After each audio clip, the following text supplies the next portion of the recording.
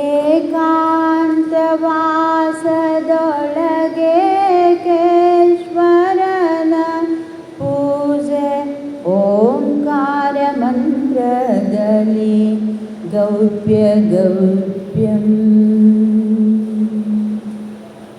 ಗೌಪ್ಯ ಗೌಪ್ಯಂ.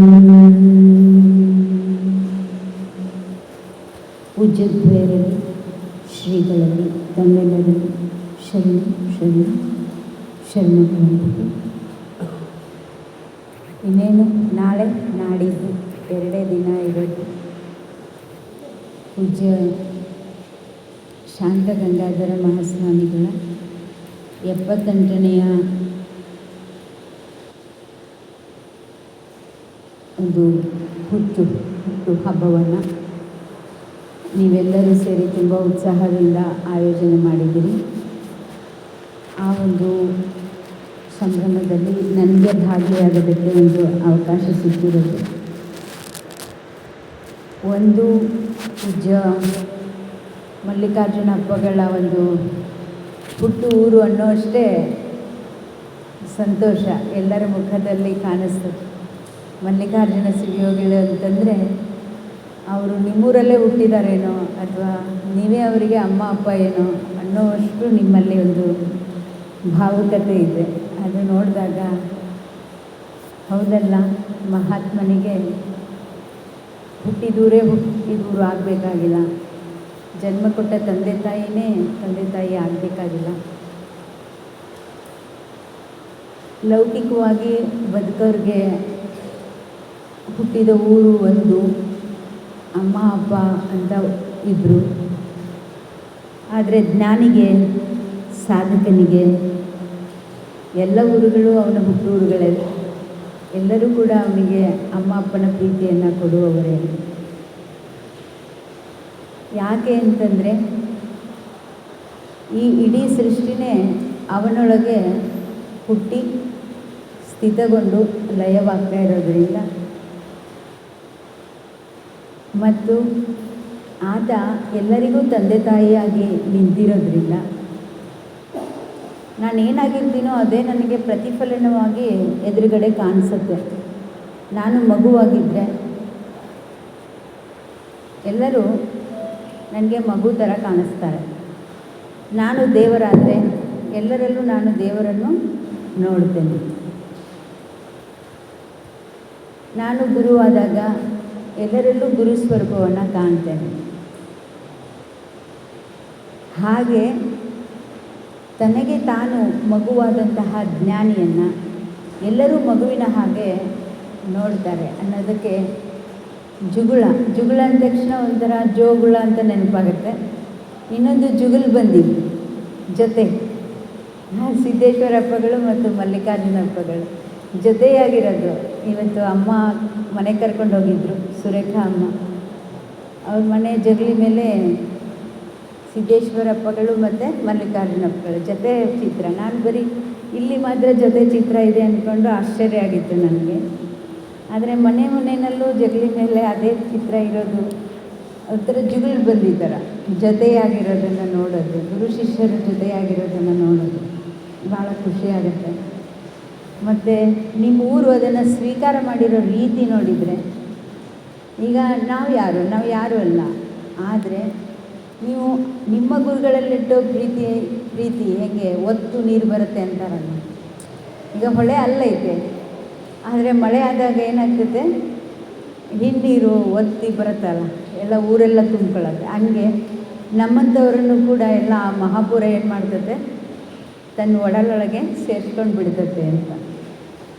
ಹಾಗೆ ಈ ಜೀವನದಿಯ 2 ದಂಡೆಗಳ ಥರ ಮಲ್ಲಿಕಾರ್ಜುನಪ್ಪಗಳು ಮತ್ತು ಸಿದ್ದೇಶ್ವರಪ್ಪಗಳು ಹಾಗೆ ತಮ್ಮ ಪಾತ್ರತೆಯನ್ನು ನೋಡಿಕೊಂಡು ಹರಿತಿರ್ಬೇಕಾದ್ರೆ ಯಾವಾಗ ಒಂದು ಸಲ ಮಹಾಪೂರ ಬರುತ್ತಲ್ಲ ನಿಮ್ಮ ಕೃಷ್ಣಾ ನದಿಗೆ, ಹಾಗೆ ಇಂಥ ಸಂದರ್ಭಗಳಲ್ಲಿ ನಮ್ಮಂಥವರೆಗೂ ಕೂಡ ಆ ಒಂದು ನಿಮ್ಮ ಪ್ರೀತಿಯ ಒಂದು ಆ ಅಕ್ಕರತೆಯ ಆರೈಕೆಯ ಒಂದು ಸ್ಪರ್ಶ ಸಿಗ್ತದೆ.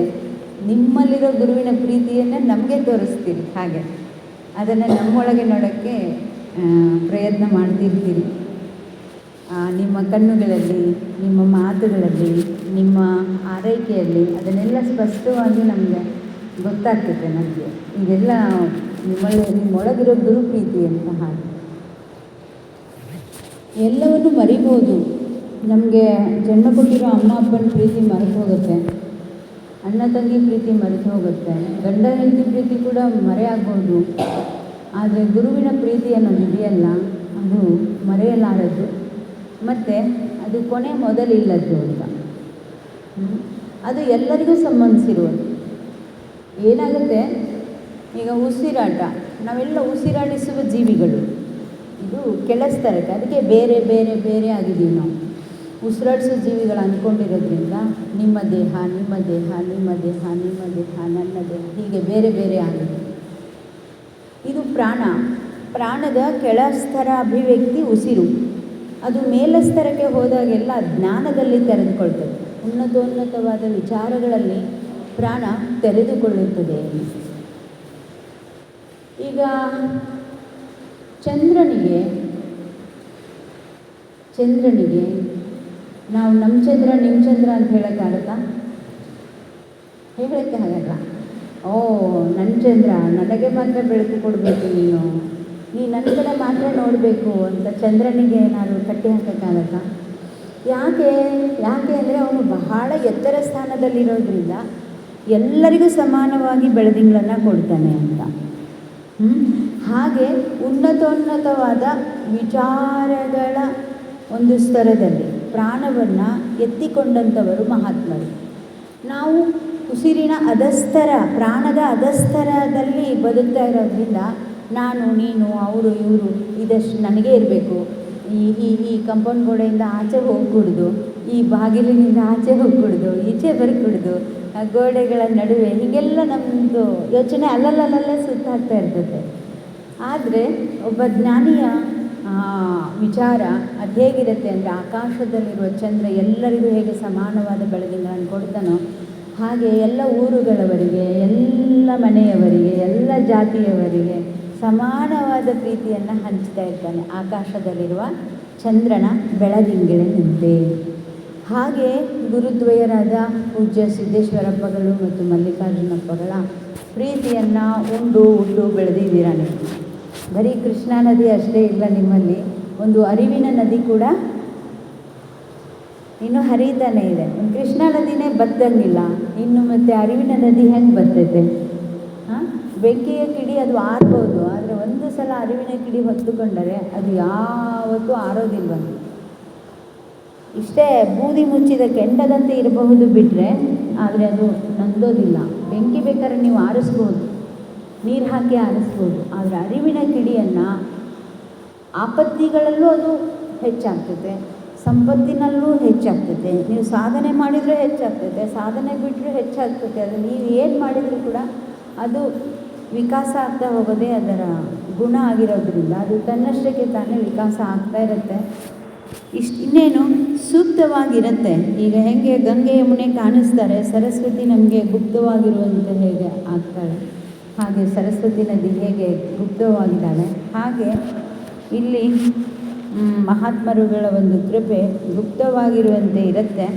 ಆದರೆ ಯಾವಾಗ ಇಂತಹ ಒಂದು ಪ್ರವಚನ ಸಂದರ್ಭಗಳಿರಬಹುದು, ಈಗ ಅವರ ಪೂಜ್ಯರ ಒಂದು ಗರಡಿನಲ್ಲಿ ಅವರಿಗೆ, ಈಗ ಶಾಂತಗಂಗಾಧರ ಸ್ವಾಮಿಗಳಿಗೆ ಮಲ್ಲಿಕಾರ್ಜುನ ಶಿವಯೋಗಿಗಳು ಗೊತ್ತು ಮತ್ತು ಜ್ಞಾನಯೋಗಿ ಸಿದ್ದೇಶ್ವರಪ್ಪಗಳು ಗೊತ್ತು. ಇಬ್ಬರ ಒಡನಾಡಿಗಳವರು. ಮಲ್ಲಿಕಾರ್ಜುನಪ್ಪಗಳ ಅತಿ ಹತ್ತಿರದ ಸಾಧಕರು ಮತ್ತು ಸಿದ್ದೇಶ್ವರಪ್ಪಗಳನ್ನು ಸಹ ಅತಿ ಹತ್ತಿರದಿಂದ ಬಲ್ಲವರು ಅಂತ. ಈಗ ಅವರಿಬ್ಬರು ಇಲ್ಲ, ಆದರೆ ನಮ್ಮ ಮುಂದೆ ಒಬ್ಬರು ಶಾಂತಗಂಗಾಧರ ಸ್ವಾಮಿಗಳಿದ್ದಾರೆ. ಬಹುಶಃ ಪೂಜ್ಯ ಮಲ್ಲಿಕಾರ್ಜುನಪ್ಪಗಳು ಮತ್ತು ಸಿದ್ದೇಶ್ವರಪ್ಪಗಳ ಗುರು ಪರಂಪರೆಯ ಒಂದು ಸಾಧು ಬಳಗ ಏನೈತೋ, ಸ್ವಾಮೀಜಿಗಳು ಅಂತ ನಾವೇನು ಕರಿತೀವಿ, ಆ ಬಳಗದಲ್ಲಿ ವಯಸ್ಸಿನಿಂದ ಮತ್ತು ಜ್ಞಾನದಿಂದ ಹಿರಿಯರು ಈಗ ಬದುಕಿ ನಮ್ಮ ನಡುವೆ ಇರೋರು ಅಂತಂದರೆ ನನಗೆ ಗೊತ್ತಿರೋ ಹಾಗೆ ಶಾಂತಗಂಗಾಧರ ಸ್ವಾಮಿಗಳೇ ಅಂತ. ನಾವು ಮತ್ತು ಹಿರಿಯರಲ್ಲಿ ದೇವರನ್ನು ಕಾಣಬೇಕು, ಗುರುಗಳನ್ನು ಕಾಣಬೇಕು. ಈಗ ಮಲ್ಲಿಕಾರ್ಜುನ ಶಿವಯೋಗಿಗಳನ್ನು, ಸಿದ್ದೇಶ್ವರಪ್ಪಗಳನ್ನು ನಾವು ಹೇಗೆ ಕಾಣೋದು? ಭಾವಚಿತ್ರದಲ್ಲಿ ಕಂಡ್ರೆ ನಮಗಷ್ಟು ತೃಪ್ತಿ ಆಗೋದಿಲ್ಲ, ಇನ್ನೂ ಸ್ವಲ್ಪ ಬೇಕು ಅಂತ ಅನಿಸುತ್ತೆ. ಆಮೇಲೆ ಅವರ ಪ್ರವಚನದ ಕ್ಯಾಸೆಟ್ಗಳನ್ನು ಕೇಳಿದ ಮೇಲೆ ಇನ್ನೂ ಸ್ವಲ್ಪ ಬೇಕಿತ್ತೇನೋ ಅಂತ ಅನಿಸುತ್ತೆ. ಹಾಗೆ ಇನ್ನೂ ನಮಗೆ ಬೇಕು ಬೇಕು ಅನ್ನೋ ಒಂದು ಇದೆಯಲ್ಲ, ಅದು ತವಕ ಇದೆಯಲ್ಲ, ಅದೇನಾಗುತ್ತೆ ಅಂದರೆ ಇಂಥ ಸಂದರ್ಭಗಳು, ಪ್ರವಚನದ ಸಂದರ್ಭಗಳು ಮತ್ತು ಈ ಹಿರಿಯರ ವಯೋವೃದ್ಧರ ಒಂದು ಜ್ಞಾನದ ಹಿರಿಮೆಯನ್ನು ಗೌರವಿಸೋದಕ್ಕೋಸ್ಕರ ಹುಟ್ಟುಹಬ್ಬ ಮಾಡ್ತಾ ಇರೋದು. ಬರೀ ವಯಸ್ಸಾಗಿದೆ ಅಂದರೆ ಕಾಗೆಗೂ ಗೂಗೆಗೂ ವಯಸ್ಸಾಗಿರುತ್ತೆ, ಹದ್ದಗಳಿಗೂ ವಯಸ್ಸಾಗಿರುತ್ತೆ ಅಲ್ವಾ? ವಯಸ್ಸಾದವರನ್ನೆಲ್ಲ ಗೌರವಿಸ್ಬೇಕಂತೇನಿಲ್ಲ. ವಯಸ್ಸಿಗೆ ಗೌರವ ಇದೆ, ವಯಸ್ಸಿನ ಜೊತೆಗೆ ನಮಗೆ ಜೀವನಾನುಭವ ಕೂಡ ಸಿಗ್ತಾ ಹೋಗುತ್ತೆ. ಯಾಕೆಂದರೆ ಸಣ್ಣ ವಯಸ್ಸಿನಲ್ಲಿ ಒಮ್ಮೆಲೆ ಜೀವನಾನುಭವ ಸಿಗತ್ತೆ ಅಂತ ಹೇಳೋಕ್ಕಾಗಲ್ಲ. ಅದಕ್ಕೆ ಒಂದು ವಯಸ್ಸು ಅನ್ನೋದು ಕೂಡ ಕೆಲಸ ಕೊಡುತ್ತೆ, ಇಲ್ಲ ಅಂತ ಹೇಳಲ್ಲ.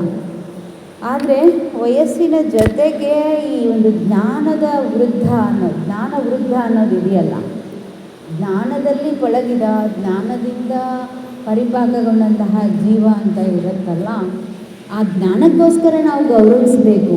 ವಯಸ್ಸನ್ನು ಗೌರವಿಸೋಣ, ಜೊತೆಗೆ ಜ್ಞಾನವನ್ನು ಗೌರವಿಸೋಣ ಅನ್ನೋದು. ಆ ನಿಟ್ಟಿನಲ್ಲಿ ನಾವು ಯಾವ ಥರ ಆಚರಿಸಬೇಕು ಹುಟ್ಟುಹಬ್ಬವನ್ನು? ಎಲ್ಲರೂ ಮನೆಯಲ್ಲಿ ಮಗುಗೆ ಹೇಗೆ ಸಂಭ್ರಮಿಸ್ತಾರೋ ಹಾಗೆ ಒಬ್ಬ ಜ್ಞಾನಿಯನ್ನು ಕೂಡ ಮಗು ಥರ ನಾವು ಖುಷಿಯಿಂದ ಸಂಭ್ರಮಿಸಬೇಕು ಅಷ್ಟೇ. ಜ್ಞಾನಿ ಅಂದರೆ ಮಗುನೇ. ಮನೆಯಲ್ಲಿ ಚಿಕ್ಕ ಮಗುವನ್ನು ನಾವು ಎಷ್ಟು ಉತ್ಸಾಹದಿಂದ ಎಲ್ಲರೂ ಸುತ್ತುವರೆದು ಆನಂದಿಸ್ತೇವೋ ಹಾಗೆ ಒಬ್ಬ ಜ್ಞಾನಿಯನ್ನು ಕೂಡ ನಾವು ಮಗು ಥರನೇ ಒಂದು ಸಂಭ್ರಮಿಸಬೇಕು ಅನ್ನೋದು ಅಷ್ಟೇ. ಅದಕ್ಕೆ ನನಗೆ ತಿಳಿದ ಹಾಗೆ ನಾನು ಹೇಳೋದೇನು ಅಂತಂದರೆ, ಎಲ್ಲರೂ ನಮ್ಮ ಒಳಗಿರುವ ಯೋಗ್ಯತೆ, ನಮ್ಮ ಒಂದು ಕಾಯಕದ ಶುದ್ಧಿ, ನಮ್ಮ ಒಂದು ತಪಸ್ಸಿನ ಒಂದು ತುಣುಕು ಏನಾದರೂ ನಾವು ಕಾಣಿಕೆಯಾಗಿ ಕೊಡೋಣ. ಏನು ಭಾಳ ವೈಭವದ ರೇಷ್ಮೆ ಬಟ್ಟೆ ಕೊಡೋಣ, ಅವರಿಗೊಂದು ಬಂಗಾರದ ಕಿರೀಟ ಹಾಕೋಣ, ಅಥವಾ ಪಲ್ಲಕ್ಕಿನಲ್ಲಿ ವೈಭವ ಮಾಡೋಣ, ಏನೋ ಸಿಂಹಾಸನ ಮಾಡೋಣ, ಅಥವಾ ಒಂದು ಅರಮನೆ ಕಟ್ಟಿಕೊಡೋಣ. ಆ ಥರ ಏನಿಲ್ಲ, ಆ ಥರ ಬೇಡಿಕೆಗಳೇನಿಲ್ಲ, ದುಬಾರಿಯ ಕಾಣಿಕೆಗಳನ್ನು ಕೊಡಬೇಕಾಗಿಲ್ಲ. ಆದರೆ ನಮ್ಮ ಹತ್ರ ಏನಿದೆ, ಈಗ ನನ್ನ ಹತ್ರ ಏನಿದೆ ಸಂಪತ್ತು? ನನ್ನ ಹತ್ರ ವಿಚಾರ ಸಂಪತ್ತಿದೆ, ಜ್ಞಾನ ಸಂಪತ್ತಿದೆ, ಸಾಧನೆಯ ಸಂಪತ್ತಿದೆ, ನನ್ನ ಹತ್ತಿರ ಒಂದಿಷ್ಟು ಯೋಜನೆಗಳಿದೆ. ಅದನ್ನು ನಾನು ನಿಮ್ಮ ಜೊತೆ ಮಾತಾಡೋದ್ರ ಮೂಲಕ ಅದನ್ನು ನಾನು ಅವರ ಹುಟ್ಟುಹಬ್ಬಕ್ಕೆ ಕಾಣಿಕೆಯಾಗಿ ಕೊಟ್ಟಿದ್ದೇನೆ ಅಂತ ನಾನು ಅಂದ್ಕೊಳ್ತೇನೆ. ನನ್ನ ಮಾತುಗಳನ್ನು ನಿಮ್ಮ ಮುಂದೆ ಹಂಚಿಕೊಳ್ಳೋದೇ ನಾನು ಅವರಿಗೆ ನೀಡುವಂತಹ ಕಾಣಿಕೆ ಅಂತ ಅಂದ್ಕೊಳ್ತೇನೆ. ನಾವೆಲ್ಲ ತುಂಬ ವರ್ಷದ ಹಿಂದೆಯೇ ಸಂಪರ್ಕ ಇದ್ದವರು. ಅಂದರೆ ಶಾಂತಗಂಗಾಧರ ಸ್ವಾಮಿಗಳು ಕೇವಲ ಶಾಂತಾನಂದರು ಆಗಿರುವಂತಹ ದಿನಗಳಲ್ಲಿ ಬಹುಶಃ 88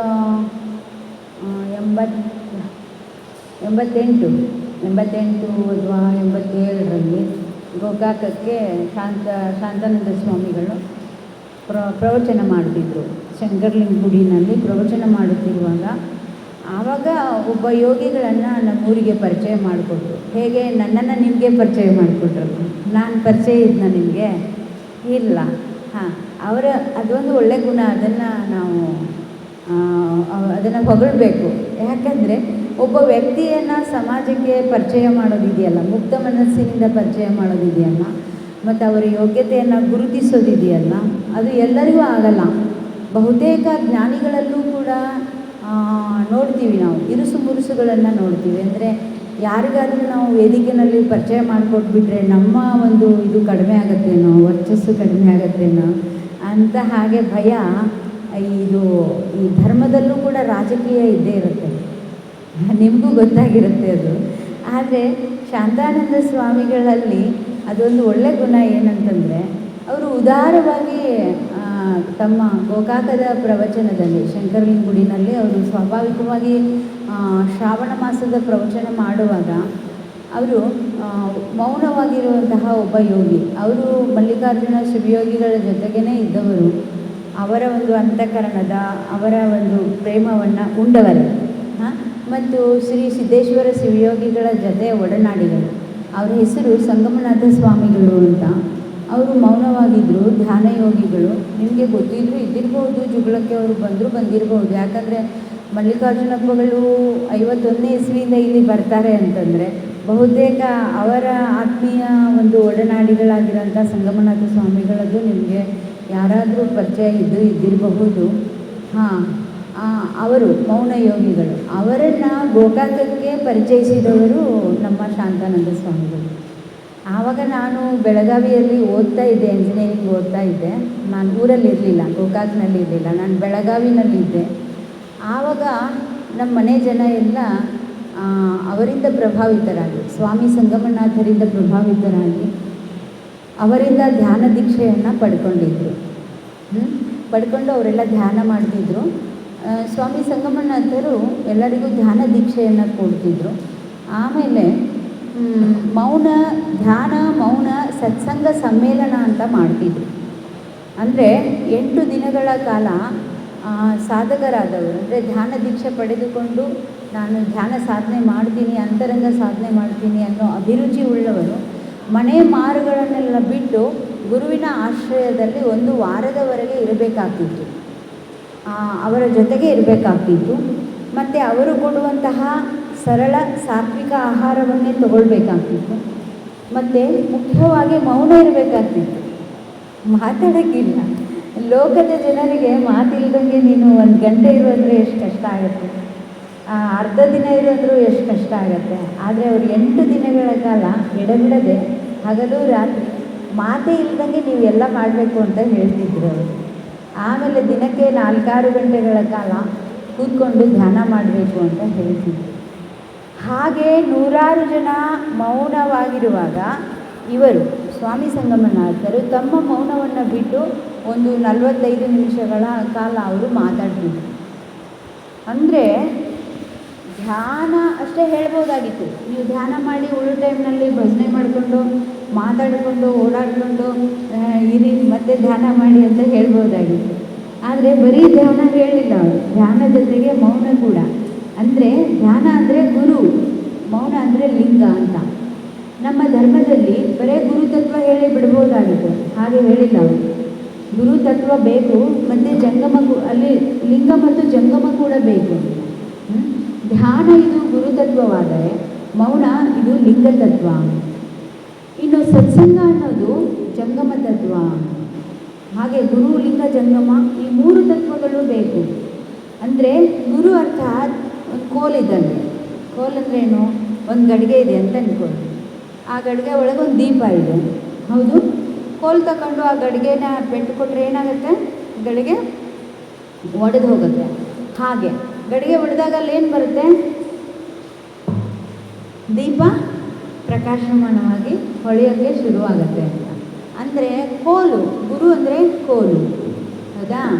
ಆಮೇಲೆ ಲಿಂಗ ಅಂತಂದರೆ ಅದು ಗಡಿಗೆ ಇದ್ದಂಗೆ ಆವರಣ. ಆ ಆವರಣವನ್ನು ಒಡೆದಾಗ ಒಳಗೇನೆ ದೀಪ ಇದೆಯಲ್ಲ, ಅದು ಜಂಗಮ ಇದ್ದಂಗೆ. ಗುರು, ಲಿಂಗ, ಜಂಗಮ ಈ 3 ಬೇಕು ಅಂತ. ಕೋಲ್ ಬೇಕು, ಗಡಿಗೆಯನ್ನು ಒಡಿಬೇಕು, ಮತ್ತು ದೀಪ ಪ್ರಕಾಶಮಾನವಾಗಬೇಕು. ಇಲ್ಲಿ 3 ಕೆಲಸ ಇದೆ. ಕೋಲನ್ನು ಕೈಯಲ್ಲಿ ಹಿಡಿಬೇಕು, ಗಡಿಗೆಯನ್ನು ಒಡಿಬೇಕು, ಮತ್ತು ದೀಪ ಪ್ರಕಾಶಮಾನವಾಗಬೇಕು. ಹಾಗೆ ಗುರು, ಲಿಂಗ, ಜಂಗಮ, ಧ್ಯಾನ, ಮೌನ, ಸತ್ಸಂಗ ಅಂತ ಅವರು ಶಿಬಿರ ಮಾಡ್ತಿದ್ರು. ಆಮೇಲೆ ನಮ್ಮ ಮನೆಯಲ್ಲಿ ಎಲ್ಲ ಜನ, ಅಂದರೆ ನನ್ನ ತಂದೆ ತಾಯಿಗೆ 7 ಜನ ಮಕ್ಕಳು, ಅವರಿಗೆಲ್ಲ ಹೆಂಡಂದಿರು ಮಕ್ಕಳು ಅಂತಂದರೆ ದೊಡ್ಡ ಪರಿವಾರ. ಅದರಲ್ಲಿ ನಾನು ಮಾತ್ರ ಬ್ರಹ್ಮಚಾರಿಣಿ, ಮದುವೆ ಆಗಲಿಲ್ಲ. ಮಿಕ್ಕಂತೆ ಎಲ್ಲರೂ ಮದುವೆ, ಮಕ್ಕಳು, ಸಂಸಾರ, ಉದ್ಯೋಗ ಅಂತ ಮಾಡ್ಕೊಂಡಿದ್ದರು. ಒಬ್ಬರನ್ನು ಬಿಡದೆ ಮನೆಯಲ್ಲಿ ಹೆಣ್ಣು ಮಕ್ಕಳು, ಅವರ ಅಳಿಯಂದಿರು, ಗಂಡು ಮಕ್ಕಳು, ಸೊಸೆಯಂದಿರು, ಎಲ್ಲ ಮೊಮ್ಮಕ್ಕಳು ಎಲ್ಲರೂ ಕೂಡ ಸ್ವಾಮಿ ಸಂಗಮನಾಥರಿಂದ ದೀಕ್ಷೆ ತಗೊಂಡಿದ್ದು. ನಾನು ಪರೀಕ್ಷೆ ಮುಗಿಸಿ ಬರೋಷ್ಟರಲ್ಲಿ ನನಗೆ ಅಮ್ಮ ಹತ್ರ ಒಂದು ಸಂಕಲ್ಪ ಇತ್ತು. ನನಗೆ ನಾನು ಹುಟ್ಟುವಾಗ ನನ್ನ ತಾಯಿ ನನಗೆ ಸಂಕಲ್ಪ ಮಾಡಿನೇ ಜನ್ಮ ಕೊಟ್ಟಿದ್ದು. ಅದೇನಂತಂದರೆ, ನನ್ನ ಮಗು ಗಂಡು ಮಗು ಹೆಣ್ಮಗು ಅಂತ ನಾನೇನು ಕೇಳಲ್ಲ. ಸಿದ್ಧಾರೂಢರಲ್ಲಿ, ಹುಬ್ಬಳ್ಳಿಯ ಸಿದ್ಧಾರೂಢರಲ್ಲಿ ನಮ್ಮಮ್ಮ ಒಂದು ಪ್ರಾರ್ಥನೆ ಮಾಡಿದ್ದು, ಹೆಣ್ಣಾಗಲಿ ಗಂಡಾಗಲಿ ಅದು ಬರೀ ಮನೆ ಸಂಸಾರ ಅಂತ ಕೂತ್ಕೊಳ್ದೇನೆ ಆತ್ಮಕಲ್ಯಾಣ ಮಾಡಿಕೊಂಡು ಜಗತ್ ಕಲ್ಯಾಣಕ್ಕೋಸ್ಕರ ಬದುಕಬೇಕು, ಸನ್ಯಾಸ ಜೀವನ ಸಾಗಿಸಬೇಕು ಅನ್ನೋ ರೀತಿಯಲ್ಲಿ ನಮ್ಮಮ್ಮ ನನಗೆ ನಾನು ಹೊಟ್ಟೆನಲ್ಲಿರುವಾಗಲೇ ಸಂಕಲ್ಪ ಮಾಡಿದ್ದು. ಆಮೇಲೆ ಅದೇ ಥರ ಬೆಳೆಸಿದ್ದು ನನಗೆ ಲೋಕದ ಕಡೆಗೆ ನೋಡದ ಹಾಗೆ, ಲೋಕದ ಗೊಡವೆಗೆ ಹೋಗದ ಹಾಗೆ, ಆ ಥರ ವೃತ್ತಿ ನನಗೆ ಬರದ ಹಾಗೆ, ಆರೋಪ ಆಗದ ಹಾಗೆ ನೋಡಿಕೊಂಡು ನನ್ನನ್ನು ಬೆಳೆಸಿದ್ದು. ಜೊತೆಗೆ ನನಗೆ ಎಲ್ಲರ ಹಾಗೆ ಲೌಕಿಕ ವಿದ್ಯೆಯನ್ನು ಕೊಟ್ಟಿದ್ದು. ನನಗೇನು ಓದು ಬರಹ ಇದ್ದಂಗೆ ಕಾಲೇಜಿಗೆ ಕಳಿಸ್ದಂಗೆ ಆವತ್ತಿನ ಉತ್ಕೃಷ್ಟ ವಿದ್ಯೆ ಅಂದರೆ ಬಹಳ ಉನ್ನತವಾದ ಆವತ್ತಿನ ಸಮಯದಲ್ಲಿ 84ರ ಸಮಯದಲ್ಲಿ ನಮ್ಮದೇ first batch, CET first batch. ಆವಾಗ ಹೆಣ್ಮಕ್ಳೆಲ್ಲ ಇಂಜಿನಿಯರಿಂಗ್ ಹೋಗೋದಂದರೆ ಬಹಳ ಅಪರೂಪ ಇತ್ತು. ಅಂಥ ಟೈಮ್ನಲ್ಲಿ ಅಷ್ಟು ಉನ್ನತವಾದ ವಿದ್ಯಾಭ್ಯಾಸವನ್ನು ನನಗೆ ಅಮ್ಮ ಅಪ್ಪ ಕೊಡಿಸಿದ್ದು. ಆದರೆ ಯಾವಾಗ ನನ್ನ ಜವಾಬ್ದಾರಿಯನ್ನು ನಾನು ತಗೊಳ್ಬೇಕು ಅಂತ ಸಮಯ ಬಂತು, ಆವಾಗ ನಮ್ಮಮ್ಮ ಹೇಳಿದ್ಲು, ನಿನ್ನ ಮದುವೆ ಆದರೂ ಆಗ್ಬೋದು, ಇಲ್ಲ ನಿನ್ನ ಇಷ್ಟದ ಹಾಗೆ ನೀನು ವಿರಕ್ತಿಯ ಜೀವನನ ತಗೋಬೋದು, ನಿರ್ಣಯ ನಿನಗೆ ಬಿಟ್ಕೊಟ್ಟಿದ್ದೀನಿ ಅಂತ. ಆವಾಗ ನನ್ನ ಕಡೆ ನಾನು ನೋಡಿಕೊಂಡ್ರೆ ನನ್ನ ಹತ್ರ ಸಂಸಾರ ಅನ್ನೋದು ಇರಲಿಲ್ಲ. ನನ್ನ ಮನಸ್ಸು, ಭಾವ, ಶರೀರ ಎಲ್ಲ ಕೂಡ ಸನ್ಯಾಸವೇ ತುಂಬಿಕೊಂಡಿತ್ತು. ಆದರೂ ಕೂಡ ನನಗೆ ನಾನು ಮಾಡಿಕೊಂಡಂಥ ಒಂದು ಸಂಕಲ್ಪ ಇತ್ತು. ಏನಂತಂದರೆ, ಸನ್ಯಾಸ ತಗೊಳ್ಳೋದಾದರೆ ಮೊದಲು ನಮ್ಮ ಮನೆ ಜನ ಎಲ್ಲ, ನಾನು ಯಾರಾದರೂ ಗುರುಗಳ ಹತ್ರ ಹೋಗಬೇಕಾಗತ್ತಲ್ವಾ, ಆ ಗುರುಗಳು ಹೇಗಿರಬೇಕು ಅಂದರೆ ಮನೆ ಜನ ಎಲ್ಲ ಆ ಗುರುಗಳ ಶಿಷ್ಯರಾಗಿರಬೇಕು. ಅಂಥ ಗುರುವಿನ ಹತ್ರ ಹೋಗಿ ನಾನು ಸನ್ಯಾಸ ದೀಕ್ಷೆ ತಗೊಳ್ತೇನೆ ಅಂತ ಚಿಕ್ಕ ಮಗು ಇದ್ದಾಗ ನಾನು ಆ ಥರ ಯೋಚನೆ ಮಾಡ್ತಿದ್ದೆ. ಅದು ಹೇಗೆ ನೋಡಿ, ನಾನು ಸನ್ಯಾಸ ತಗೊಳ್ಳೋದು ಬೇಕು ಅನ್ನೋ ಒಂದು ಸಂದರ್ಭ ಬರೋದಕ್ಕೂ, ಮತ್ತು ಸಂಗಮನಾಥರು ನಮ್ಮ ಊರಿಗೆ ಬರೋದಕ್ಕೂ, ಮತ್ತು ನಮ್ಮ ಮನೆ ಜನ ಎಲ್ಲ ಅವರ ಶಿಷ್ಯತ್ವ ತಗೊಳ್ಳೋದಕ್ಕೂ, ಮತ್ತು ನಾನು ಸನ್ಯಾಸ ತಗೊಳ್ಳೋದಕ್ಕೆ ಒಂದು ಪ್ರಶಸ್ತವಾದ ವಾತಾವರಣ ನಿರ್ಮಾಣ ಆಗಿದ್ದಕ್ಕೂ, ಎಲ್ಲದಕ್ಕೂ ಬಹುಶಃ ಮೂಲ ಕಾರಣೀಭೂತರು ಶಾಂತಾನಂದರು ಅಂತ. ಆ ಒಂದು ಸನ್ನಿವೇಶವನ್ನು ಸೃಷ್ಟಿ ಮಾಡೋದಕ್ಕೆ ಒಂದು ಕಾರಣ ಆಗಿದ್ದವರು ಶಾಂತಾನಂದರು. ಆವತ್ತಿನ ದಿನಗಳಲ್ಲಿ ಅವರು ಒಂದು ವೇಳೆ ಸಮಾಜದಿಂದ ತುಂಬ ದೂರ ಇದ್ದರು. ಅವರು ಸಮಾಜಕ್ಕೆ ಅಪರಿಚಿತವಾಗಿದ್ದರು ಸಂಗಮನಾಥರು. ಅವರು ಮೌನವಾಗಿರ್ತಿದ್ರು, ಎಲ್ಲೋ ಹೊಲದಲ್ಲೋ ಗವಿನಲ್ಲೋ ಕೂತ್ಕೊಂಡು ಧ್ಯಾನ ಮಾಡ್ಕೊಂಡಿರ್ತಿದ್ರು. ಸಮಾಜ ಸಂಪರ್ಕ ಇರಲಿಲ್ಲ. ಆದರೆ ಒಂದು ಪ್ರವಚನ ವೇದಿಕೆಗೆ ತಂದು ಸಮಾಜಕ್ಕೆ ಅವರ ಒಂದು ಯೋಗ್ಯತೆಯನ್ನು ತಿಳಿಸಿ, ಅವರಿಂದ ಎಲ್ಲರೂ ಧ್ಯಾನ ದೀಕ್ಷೆಯನ್ನು ತಗೊಳ್ಳೋ ಹಾಗೆ ಮಾಡಿ, ಮತ್ತು ಧ್ಯಾನ ಮೌನ ಸತ್ಸಂಗ ಸಮ್ಮೇಳನಗಳನ್ನ ಸಂಘಟಿಸಿಕೊಟ್ಟು ನನ್ನ ಒಂದು ಸಾಧನೆಗೆ ತುಂಬಾ ಒಂದು ಭೂಮಿಕೆ. ಈಗ ಹೆಂಗೆ ಒಂದು ಭೂಮಿಕೆ ಬೇಡವಾ, ಬೀಜ ಬಿತ್ತಬೇಕಾದ್ರೆ ಹದವಾದ ನೆಲ ಬೇಕು, ಎಲ್ಲ ಬೇಕು ನೋಡಿ, ಬೇಲಿ ಬೇಕು, ನೀರು ಬೇಕು, ಮಣ್ಣು ಬೇಕು, ಎಲ್ಲ ಬೇಕು. ಹಾಗೆ ಒಂದು ಭೂಮಿಕೆಯನ್ನು ನಿರ್ಮಾಣ ಮಾಡಿಕೊಡೋದ್ರಲ್ಲಿ ಇವರ ತಾಯಿ ಪಾತ್ರ ಅಂತ ಹೇಳ್ಬೋದು. ಅದನ್ನು ನೆನಪಿಸ್ಕೊಳ್ಬೇಕು. ಮತ್ತು ಬಹು ವರ್ಷ ನನಗೆ ಅವರಿಗೆ ಸಂಪರ್ಕವೇ ಇರಲಿಲ್ಲ. ಯಾವತ್ತಿಗೂ 88-87ರ ಸಾಲಿನಲ್ಲಿ ಅವರು ನನಗೆ ಈ ಥರ ನಮ್ಮ ಗೋಕಾಕದಲ್ಲಿ ಪರಿಚಯ ಮಾಡಿಕೊಟ್ಟಿದ್ದು. ಆಮೇಲೆ ಒಂದು 4-6 ವರ್ಷ 94ರವರೆಗೆ ಸಂಪರ್ಕ ಇರ್ಬೋದು. ಯಾಕಂದರೆ ಗುರುಗಳು ಶಾಂತಾನಂದರು ನಮ್ಮ ಗುರುಗಳ ಹತ್ರ ಮೇಲಿನ ಮೇಲೆ ಬರ್ತಿದ್ರು. ಆಮೇಲೆ ಇವ್ರು ಬರೋದು ಕಡಿಮೆ ಆಯಿತು, ನಾನು ಸಂಚಾರ ಮಾಡ್ತಾ ಹೋಗ್ಬಿಟ್ಟೆ. ಹೀಗಾಗಿ ಇವರ ಭೇಟಿಯಾಗಲಿ ಸಂಪರ್ಕ ಆಗಲಿ ಇರಲಿಲ್ಲ. ಆದರೆ ಇದ್ದಕ್ಕಿದ್ದಾಗೆ ಒಂದು ಸತಿ ಫೋನ್ ಮಾಡಿಬಿಟ್ಟು ನೀವು ಬರಬೇಕು ಜುಗಳಕ್ಕೆ ಅಂತ. ನನ್ನದು ಒಂದು ಸ್ವಭಾವ ಅಂದರೆ ಎಷ್ಟು ದಿನ ದೂರ ಇದ್ದರೂ ಕೂಡ ನನ್ನ ಭಾವದಲ್ಲಿ ಮಾತ್ರ ಯಾವಾಗಲೂ ದೂರ ಆಗೋದಿಲ್ಲ ಯಾವ ವ್ಯಕ್ತಿಗಳು. ನನ್ನ ಜೀವಮಾನದಲ್ಲಿ ಒಂದು ಸಲ ನಾನು ಯಾರನ್ನಾದರೂ ನೋಡಿದೆ, ಭೇಟಿಯಾದೆ, ನನ್ನ ಭಾವದಿಂದ ಯಾವತ್ತೂ ಅವರು ಅಗಲೋದಿಲ್ಲ. ಮತ್ತು ಆ ಕ್ಷಣಕ್ಕೆ ತತ್ಕಾಲಕ್ಕೆ ನನ್ನ ಮನಸ್ಸು ಕೂಡ ಸಿದ್ಧವಾಗಿರುತ್ತೆ. ನನ್ನ ಕಾರಣ ಹೇಳೋದಿಲ್ಲ, ನೆಪ ಹೇಳೋದಿಲ್ಲ, ಆಮೇಲೆ ಮಾಡೋಣ, ನೋಡೋಣ, ಮೀನವೇಷ ಮಾಡೋದು, ಆ ಥರ ನನ್ನ ಸ್ವಭಾವ ಇಲ್ಲ. ಅದರಲ್ಲೂ ಗುರುಲಿಂಗ ಜಂಗಮಕ್ಕೆ ಸಂಸಾರಿಕರಿಗೆ ಬೇಕಾದರೆ 1000 ಅಡ್ಡಿ ಮಾಡ್ಕೊಳ್ತೇನೆ. ನೀವು ನನಗೆ ಬನ್ನಿ, ಮನೆಗೆ ಬನ್ನಿ, ಹೋಗೋಣ, ಊಟಕ್ಕೆ ಬನ್ನಿ, ಹೋಗೋಣ, ಅಲ್ಲೇ ಹೋಗೋಣ ಬನ್ನಿ, ಇಲ್ಲಿ ಹೋಗೋಣ ಬನ್ನಿ ಅಂದರೆ 1000 ನೆಪ ಹೇಳಿ ನಾನು ತಪ್ಪಿಸ್ಕೊಳ್ಳೋಕ್ಕೆ ಪ್ರಯತ್ನ ಮಾಡ್ತೇನೆ. ಆದರೆ ಗುರುಗಳ ಸ್ಥಾನದಲ್ಲಿದ್ದವರು, ಜ್ಞಾನಿಗಳು, ಸಾಧಕರು ನನಗೆ ಒಂದು ಬೆರಳು ಮಾಡಿ ತೋರಿಸಿದರೆ ಸಾಕು, ನಾನು ಶಿರಸ ವಹಿಸಿ ಅದನ್ನು ನಿಭಾಯಿಸ್ತೇನೆ. ಅದು ನನಗೆ ರಕ್ತಗತವಾಗಿ ನಮ್ಮ ತಾಯಿಯಿಂದ ಬಂದಂಥದ್ದು.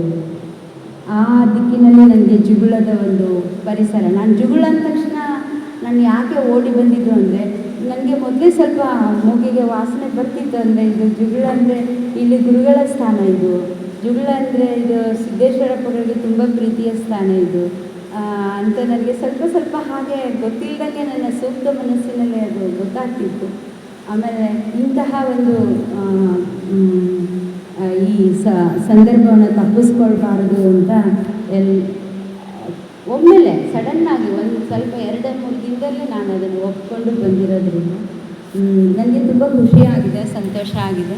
ಒಟ್ಟಿನಲ್ಲಿ ಹುಟ್ಟುಹಬ್ಬವನ್ನು ನಮ್ಮದೇ ಆದ ರೀತಿಯಲ್ಲಿ ನಮ್ಮ ಒಳಗಿರುವ ಭಾವನೆಗಳನ್ನು ನಾವು ಅವರಿಗೆ ಕಾಣಿಕೆಯಾಗಿ ಕೊಡೋಣ ಅಂತ. ಇವತ್ತು ಒಂದು 10-12 ಜನ ನಾವು ಇಲ್ಲಿ ನಮ್ಮ ಕಲ್ಯಾಣದ ಕೃಷಿ, ಕಲ್ಯಾಣದ ಅಂಬಲಿ ಮತ್ತು ಕಲ್ಯಾಣದ ಗುರುಸೇನಾ ನಾಯಕರ ತರಬೇತಿ ಅಂತ 3 ಯೋಜನೆಗಳನ್ನ ಹಾಕ್ಕೊಂಡಿರುವಂಥ ನಮ್ಮ ಸಂಚಾರಿ ಶಾಲಾ ಅಭಿಯಾನ ಕುರಿತು ನಾನು ಪರಿಚಯ ಮಾಡಿಕೊಟ್ಟೆ ಹೆಣ್ಮಕ್ಳಿಗೆ. ಇಂಥದ್ದೊಂದು ಪ್ರವೇಶ ಪತ್ರ ಇದೆ, ನೀವು ಕೂಡ ಭಾಗವಹಿಸ್ಬೋದು. ಏನಿಲ್ಲ, ಬಹಳ ಸರಳವಾದದ್ದು, ತುಂಬ ಪೌಷ್ಟಿಕವಾದ ಆಹಾರ, ಕಲ್ಯಾಣದ ಅಂಬಲಿ. ನಾನು ನೆನ್ನೆ ತೋರಿಸಿದ್ನಲ್ಲ ಬೀಜಗಳು, ಅದನ್ನು ನೆನೆ ಇಡೋದು, ಬೆಳಗ್ಗೆ ರುಬ್ಬಿ ಹಾಲು ತೆಗೆದು ಅದನ್ನ ಅಂಬಲಿ ಥರ ಮಾಡಿ ಯಾವುದಾದ್ರೂ ಒಂದು ಹಣ್ಣನ್ನು ಅದರಲ್ಲಿ ಸೇರಿಸಿ ಕುಡಿದು ನಾವು ಧ್ಯಾನ ಮಾಡಿದರೆ ತುಂಬ ಚೆನ್ನಾಗಿ ಅದು ಸಾಧನೆಗೆ ಅನುಕೂಲ ಆಗುತ್ತೆ ಅನ್ನೋ ರೀತಿಯಲ್ಲಿ. ಮತ್ತು ಎಲ್ಲ ಪೌಷ್ಟಿಕತೆ ಅದರಿಂದ ಸಿಗುತ್ತೆ, ಬಹುತೇಕ ರೋಗಗಳನ್ನು ನಾವು ವಾಸಿ ಮಾಡ್ಕೊಳ್ಬೋದು ಅನ್ನೋದೊಂದು. ಎರಡನೇದು ಕಲ್ಯಾಣ ಕೃಷಿ. ಕಲ್ಯಾಣ ಕೃಷಿ ಅಂದರೆ ನೀವೆಲ್ಲ ಕೃಷಿ ಮಾಡ್ತೀರಿ, ಈಗ ಹೊಲದಲ್ಲಿ ಕಬ್ಬು ಬೆಳೀತೀರಿ, ಆಮೇಲೆ ಫ್ಯಾಕ್ಟ್ರಿಗೆ ಹಾಕ್ತೀರಿ, ಅದು ದುಡ್ಡು ಮಾರ್ಕೆಟಿಗೆ ಹೋಗುತ್ತೆ ಅಲ್ವಾ. ಏನೇ ಬೆಳೆದ್ರೂ ನೀವು ಮಾರ್ಕೆಟಿಗೆ ಹಾಕ್ತೀರಿ, ದುಡ್ಡು ತಗೊಂಡ್ಬರ್ತೀರಿ. ಆದರೆ ಇಲ್ಲಿ ದೃಷ್ಟಿಯನ್ನು ಹೊರಗೆ ಮಾರ್ಕೆಟ್ ಕಡೆ ಇರೋ ದೃಷ್ಟಿಯನ್ನು ಒಂದಿಷ್ಟು ನಮ್ಮ ಕಡೆಗೆ, ನಮ್ಮ ಮನೆ, ನಮ್ಮ ಆರೋಗ್ಯ ಆ ಕಡೆಗೆ ಹೊರಳಿಸ್ಬೇಕು ಅನ್ನೋದಕ್ಕೆ. ಹೀಗೆ ಎಮ್ಮೆ ಆಕಳು ದೇವರಿಗೆ ಅಂತ ಮೀಸಲಾಗಿಟ್ಟರೆ ಅದನ್ನು ಮಾರೋದಿಲ್ಲ, ಆ ಹಾಲನ್ನು, ಆ ಹೈನನ್ನು ನಾವೇ ಸೇವನೆ ಮಾಡ್ತೀವಿ, ಹಾಗಿರುತ್ತಲ್ಲ. ಹಾಗೆ ನಿಮ್ಮ ಮನೆ ಹಿತ್ತಲಲ್ಲಿ ಅಥವಾ ಹೊಲದಲ್ಲಿ 1 ಸಾಲು 2 ಸಾಲು, ಒಂದು 4-6 ಗುಂಟೆನೋ, ಅಥವಾ ಮನೆ ಮುಂದೆ ಶೋ ಪಾಟ್ಗಳು ಇಟ್ಟರೂ ಪರವಾಗಿಲ್ಲ. ನೀವು ನಿಮಗೋಸ್ಕರ ಏನೆಲ್ಲ ಹಣ್ಣು, ತರಕಾರಿ, ಹೂವು, ಔಷಧಿ, ಧಾನ್ಯಗಳು ಏನೆಲ್ಲ ಮಾಡ್ಕೋಬೋದು, ನಿಮ್ಮ ಮನೆಗೆ ಎಷ್ಟು ಬೇಕೋ ಅಷ್ಟನ್ನು ಏನೆಲ್ಲ ಮಾಡ್ಕೋಬೋದು. ಆ ದೇಸಿ ಬೀಜಗಳನ್ನು ನಾನು ನಿಮಗೆ ಶಾಂತ ಗಂಗಾಧರ ಮಹಾಸ್ವಾಮಿಗಳ ಜನ್ಮದಿನ ನಿಮಿತ್ತ ಯಾರು ಫಾರ್ಮ್ ಫಿಲಪ್ ಮಾಡಿಕೊಡ್ತೀರಿ, ಯಾವ ಬೀಜ ಬೇಕು ಅಂತ ಹೇಳ್ತೀರಿ, ಅದನ್ನು ನಾನು ನಿಮಗೆ ಉಚಿತವಾಗಿ ಹಂಚಬೇಕು. ನನ್ನ ಕಡೆಯಿಂದ ಇದು ಹುಟ್ಟುಹಬ್ಬಕ್ಕೆ ಕಾಣಿಕೆ ಅಂತ ಆಗುತ್ತೆ ಅಂತ ಅಂದ್ಕೊಂಡಿದ್ದೀನಿ. ಅದರ ಜೊತೆಗೆ ಇವತ್ತು ಮತ್ತೊಂದು 2 ವಿಚಾರ ಬಂತು. ಒಂದು, ಈಶ್ವರ ಕಡಪುರೆಯವರು ಸಂಗೀತ ಕ್ಲಾಸನ್ನು ನಾನು ಶುರು ಮಾಡ್ತೀನಿ ದೇವಸ್ಥಾನದಲ್ಲಿ ಅಂತ ಹೇಳಿದ್ದಾರೆ. ಯಾರ್ಯಾರು ಸಂಗೀತಕ್ಕೆ ಬರ್ತೀರಿ ಅಂತ ಹೆಸರು ಕೊಟ್ಟರೆ ಅದೊಂದು ಶಾಲೆನ ಶುರು ಮಾಡ್ಬೋದು. ಆಮೇಲೆ ನಾಳೆಯಿಂದ ಯೋಗಾಭ್ಯಾಸ ಮತ್ತೆ ಶುರು ಮಾಡ್ತೀವಿ. ವರ್ಷದಿಂದ ಅದು ಬಿಟ್ಟು ಹೋಗ್ಬಿಟ್ಟಿದೆ. ನಾವು ಮೊದಲು ತುಂಬ ದಿನ ಮಾಡ್ಕೊಂಡು ಬಂದವರು, ಈ ವರ್ಷದಲ್ಲಿ ಅದು ಬಿಟ್ಟು ಹೋಗ್ಬಿಟ್ಟಿದೆ. ಮತ್ತೆ ಅದನ್ನು ಪುನಃ ಸ್ಥಾಪನೆ ಮಾಡ್ಕೊಳ್ಳೋಣ ಅಂತ ನಮ್ಮ ನಡುವೆ ಮಾತುಕತೆ ಆಯಿತು. ಅದಕ್ಕೆ ಹೆಣ್ಮಕ್ಳು ಒಪ್ಕೊಂಡಿದ್ದಾರೆ, ಅವರು ಲಲಿತಾ ಅವರೆಲ್ಲ. ನಾಳೆ ಬೆಳಗ್ಗೆ 5 ಗಂಟೆಗೆ ಕ್ಲಾಸ್ ಶುರುವಾಗುತ್ತೆ. ಯಾರಿಗೆ ಯೋಗ ಕ್ಲಾಸಿಗೆ ಬರೋ ಆಸಕ್ತಿ ಇದೆ ಅವರು ಬಂದು ಸೇರ್ಕೊಳ್ಳಿ. ಅಟ್ಲೀಸ್ಟ್ ಯೋಗ ದಿನ ಜೂನ್ 21 ವಿಶ್ವ ಯೋಗ ದಿನಾಚರಣೆಯವರೆಗೂ ಅದನ್ನು ಕಂಪಲ್ಸರಿ ಕಡ್ಡಾಯವಾಗಿ ನಡೆಸ್ಕೊಂಡು ಹೋಗಬೇಕು ಅಂತ ನಾನು ಅವ್ರಿಗೆ ವಿನಂತಿ ಮಾಡ್ಕೊಂಡಿದ್ದೀನಿ. ಆಮೇಲೆ ಕೂಡ ನಿರಂತರವಾಗಿ ನಡೆದರೆ ನಮಗೂ ಆರೋಗ್ಯ ಆಗುತ್ತೆ. ಅವರಂದರು ಯಾರು ಜನ ಬರಲ್ಲ, ಹಾಗೆ ಹೀಗೆ. ಜನ ಬರಲ್ಲ ಅಂತ ಅನ್ಕೋಬೇಡಿ, ನಿಮಗೆ ಯೋಗ ಮಾಡೋಕ್ಕೆ ಒಂದು ಪ್ರಶಸ್ತ ಜಾಗ ಇಲ್ಲಿ ದೇವಸ್ಥಾನದಲ್ಲಿದೆ. ಆಮೇಲೆ ನಾನು ದಿನ ಯೋಗ ಮಾಡಲೇಬೇಕಲ್ಲ, ನನಗೋಸ್ಕರನಾದರೂ ನಾನು ಮಾಡ್ತೀನಿ ಅನ್ನೋ ಭಾವದಲ್ಲಿ ನೀವು ಮಾಡಿ.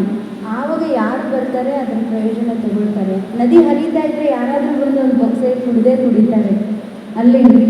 ಹಾಗೆ ಇವಾಗ ಈಶ್ವರರು ಅವರು ಯಾವಾಗ ಹಾಡ್ತಾರೆ, ದೇವರ ಬಗ್ಗೆ ನಾನು ಹಾಡ್ತಾ ಇದ್ದೀನಿ ಅಂತ ಅಂದ್ಕೊಳ್ಳಿ.